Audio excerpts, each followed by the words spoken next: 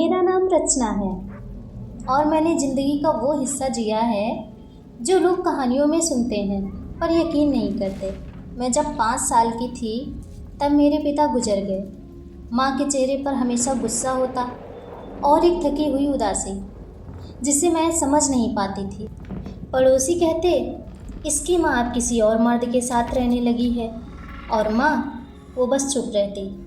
School के नाम पर मेरे पास सिर्फ एक पुराना बस्ता था जिसमें कोई किताब नहीं थी, बस माँ के थप्पड़ों की याद थी।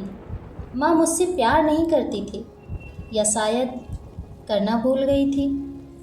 मैं 9 साल की थी। माँ ने मुझे उठाया, कहा, चल रचना, तुझे किसी अच्छी जगह भेज रही हूँ। मैंने पूछा, स्कूल? माँ चुप रही।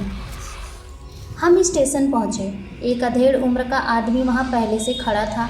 माँ ने मेरा हाथ पकड़ा और उस आदमी के हाथ में थमा दिया। मैं चिल्लाई, माँ कहाँ जा रही हो? माँ ने सिर झुका लिया और बस कहा, अब यही तेरा मालिक है। वो मेरी माँ नहीं थी, वो सिर्फ एक औरत थी जिसने अपने दुखों को मेरी कीमत पर बेच दिया। उसका नाम बबलू मियाँ था। मुझे उसने अपने घर नहीं, एक छोटे से कोठे में लाकर बंद कर दिया, जहाँ लड़कियाँ सिर्फ शरीर थीं, आत्मा नहीं। 9 साल की थी। कुछ समझ नहीं आता, बस डर लगता था।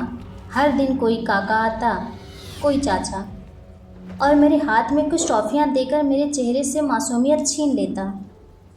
3 साल तक मेरी आवाज़ बंद रही, मेरी आंखें भी, सिर्फ आंसू बहते थे बिना आवाज़ के। मुझे अब यकीन हो गया था, माँ ने मुझे कभी चाहा ही नहीं। उसने मुझे उस नरक में फेंक दिया जहाँ से कोई लौटता नहीं। एक दिन एक एनजीओ की टीम ने वहाँ छापा मारा। मैं 12 साल की थी, थर थर काँप रही थी। एक औरत थी, सरला दीदी।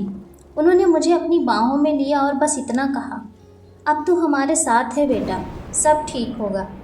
उस दिन के बाद पहली बार किसी ने मुझे बेटा कहा था। मैं पढ़ने लगी, पहले का से कबूतर, फिर पा से पुस्तकालय, और फिर मैंने अपनी ज़िंदगी की नई किताब लिखनी शुरू की। मैं 12 साल बाद एक सोशल वर्कर बन गई। वही कोठे, वही गलियाँ, वही दर्द की बस्तियाँ। अब मैं वहाँ लड़कियों को बचाने जाती थी। और एक दिन मुझे खबर मिली, एक बुजुर्ग औरत अस्पताल में है, बहुत बीमार है। नाम है सुनीता देवी। यही मेरी माँ का नाम था। मैं गई, दिल में तूफ़ान था। वहाँ आईसीयू में वो लेटी थी, कमज़ोर, आँखों में पछतावा। मुझे देखा और धीरे से बोली, रचना, तू है ना? मैं चुप रही। फिर वो बोली, मैंने तुझे बेच दिया था, लेकिन उस दिन के बाद मैं भी जिंदा नहीं रही बेटी। उसकी आंखों में सच्चा दर्द था।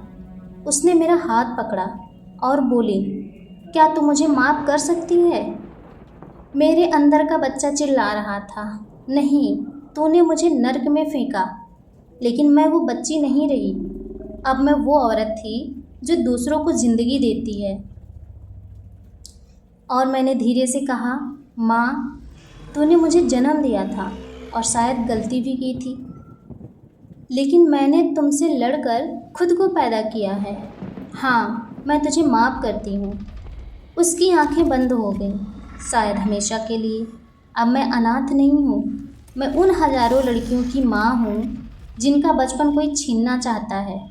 मैं उनको बताती हूँ, कभी मत समझो कि सब ख़त्म हो गया है, कभी मत समझो कि सब ख़त्म हो गया है। मिट्टी से उगने वाली घास पत्थर भी चीर सकती है। अगर आप इस चैनल पे नए हैं तो इस चैनल को सब्सक्राइब ज़रूर करिएगा।